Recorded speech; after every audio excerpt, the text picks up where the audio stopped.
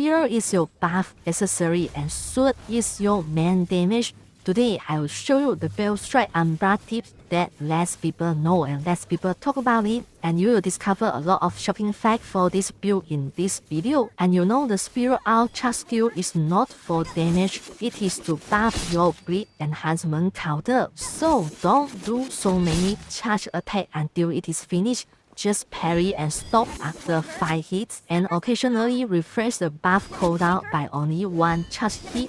1 charge hit refresh the cooldown. And for this build, the highest damage contribution is from your bug burst, which is exploding the bleed counter. And your main DPS damage is not from your spear skill, from your sword skill, and is not from your mystic skill, which is your bug burst bleed counter, your bleed counter effects. And the bottleneck of this bug burst and bleed effect is your stamina. Because your sword special skill only have 1 second cooldown, the bottleneck to produce a bleed counter, explode the bleed counter, is with your stamina. This one, the stamina. And exploding the bleed counter bug burst restore you 10 stamina. And look at this one, the crisscrossing blade which explode the bleed counter also restore 8 endurance, which can make you charge longer in your sword attack to develop the sword bleed counter. And this is an affinity focus build, so you should focus only on your max attack. This one, affinity focus on your max attack, so don't look at your minimal attack, you need to focus on your max attack. This one. And this skill is designed to explode 1 cycle of bleed counter, but it also ruins your spear buff. And the sword art charge skill give you a temporary infinity time frames which allow you to dodge the boss attack. And also every bug burst recharge your sword guard, like this one at the bottom right corner. It recharge your sword guard. So when there's a bug burst, it recharge this one. So this one used to enhance your affinity damage for your crisscrossing sword. And now let's start. So first look at the spear. So you look at the spear, the charge skill. The description actually is not very clear. The developer doesn't state very clearly. So you have to look at this martial art talents here. So you look at this one, DOT damage over times. So you look at this one. So if you do a charge attack from your spear, so it gives you 1 stack of this counter called Soul Shaken counter. So it can develop up to 5 times. So if you have this Soul Shaken counter, it increases your damage over time taken by 10%, which is your sword bleed effects over time damage increased by 10% of your sword damage, and this also increases your bug burst damage by 10%. So you need this spear charge skill buff first before you develop your bleed counters and also bug burst your opponents. For example, if you look at this one, let's try on a spear charge skill. So if you charge your spear like this one, so you get this 5 counter, this one. So 5 is the maximum counter you need to develop. So it will give you certain cooldown. So look at the cooldown here, it remaining 10 seconds here, 9 seconds. You see, if I charge one more time, only 1 time. So see this one, the cooldown refresh to 15 seconds. So sometimes you need to go back and just charge your spear 1 time, just to refresh the cooldown. Recharge the cooldown is being refreshed. So the bottom line is that the spear only hit 5 times. So get this hit, then that's okay already. So get the full buff. So you can do all your sword damage and everything you want to do what you can. Then turn back to your spear, then charge 1 time just to refresh this Soul Shaken's buff only. So the purpose of doing this charge skill is only for your this buff only. So always have to keep track of this buff. Make sure it is up for your this sword big damage skill. So you need to have this buff in hand first. Then now for your sword skill.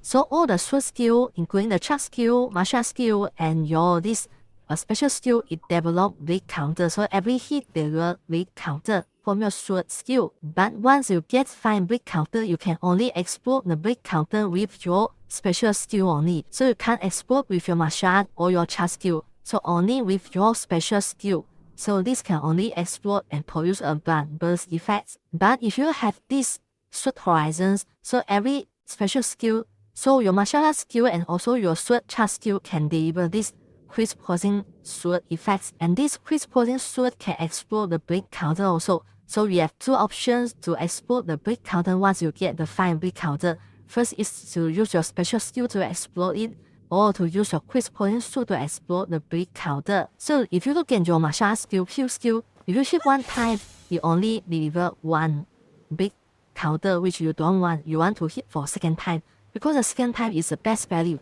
The second time you press for the second hit, you develop extra 4 hits, so which produce 4 brick counter. So you always have to do it for 2 times for your Q skill.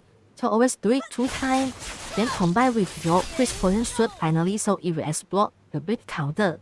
So look at the damage of this brick counter is super massive. So if I explode the brick counter, look at this one. I got about 4,700 damage.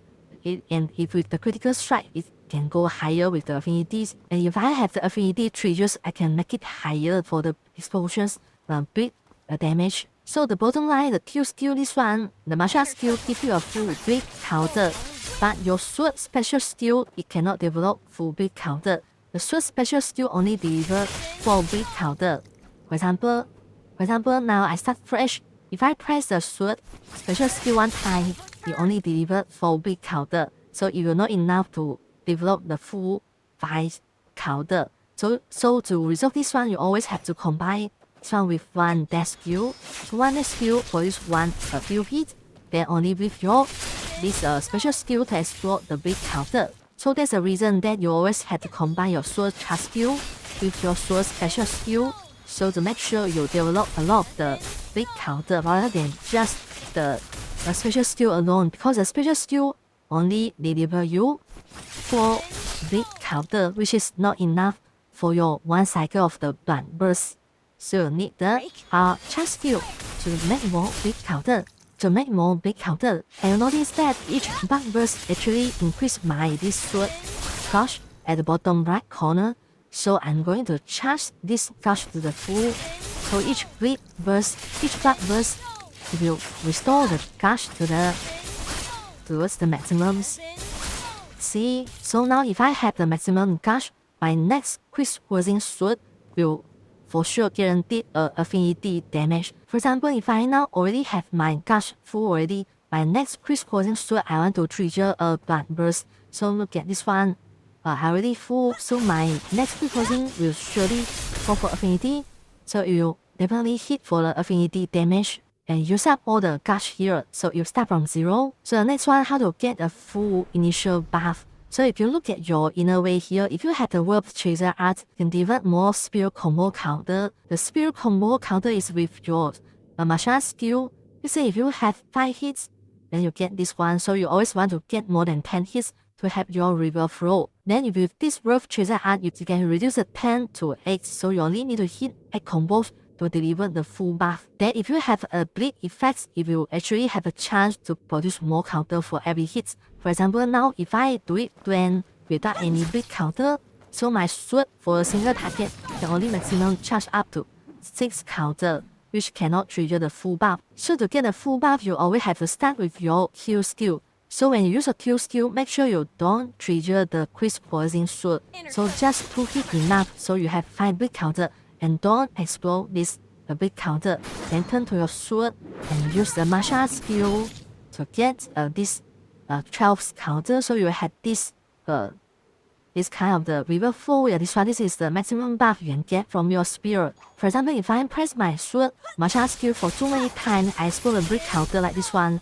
So I have no brick counter, only 1. So if I swing my spear, I can develop up to 8 numbers. So I will not get the river flow buff. So it will just like a sprint search here, which is not the maximum buff, which is the thing that we don't want. So always use a Q skill, make sure you have the 5 big counter, then turn to this martial skill, get more than X, so you'll get this river flow buff. And this one, the river flow buff. Then if you look at your this sword talent here, sword talents, then look at this one. So when you trigger every bug burst, it will restore your stamina by 10. So it will allow you to charge longer and develop more big counter. Then also if you look at your this Innerway also, so this one, look at your Innerway, your sword horizon here. The first tier give you a recover of 8 endurance. With casting of this crosswind that you restore 8 endurance, which make your this spear, this sword charge skill where you can charge a lot longer with this one, because it recover your endurance. You can charge a lot longer. So look at this one, it will actually restore the stamina and endurance here. Then if you have your sword horizon at the tier 6, so this will refund 2 big counter. So this is super useful. So when you hit the tier 6, you will have a lot of the bug burst, which greatly increase your damage bonus. So this is super OP if you already had the tier 6.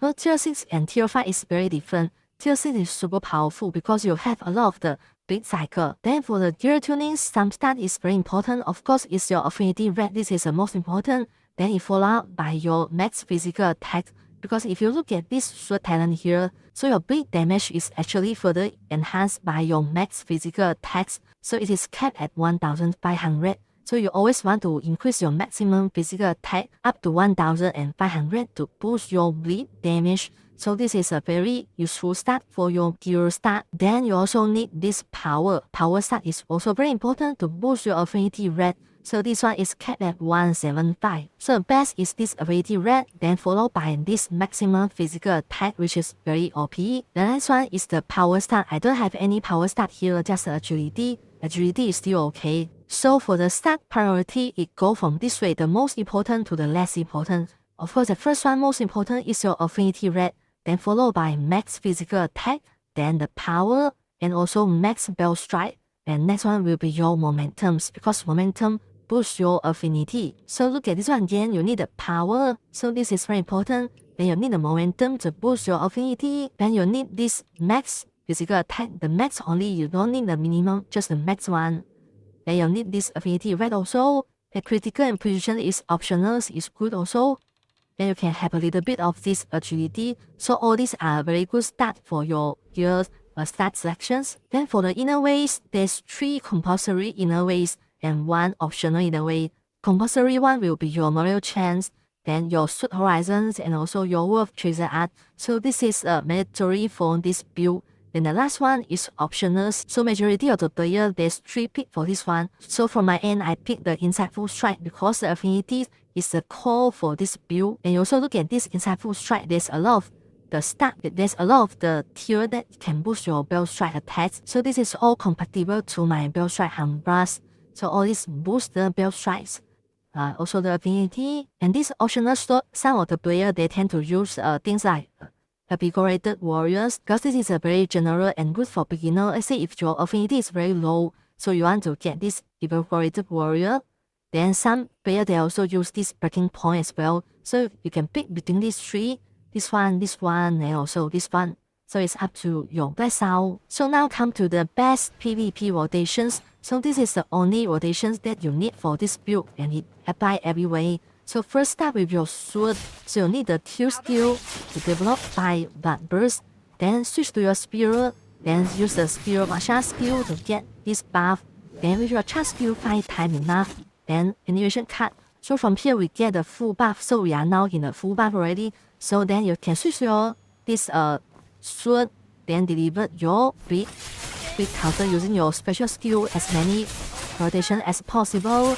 Some you can combine with your charge skill, then with your special skill also, so it's up to you. Then if you look at my statistic here, press the P button here. If you look at this one, the major damage is come from the blood burst and also the bleedings. So these 2 are the major damage which contribute more than 50%,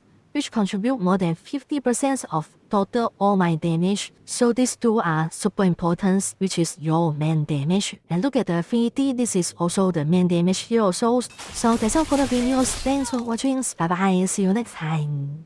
Bye bye.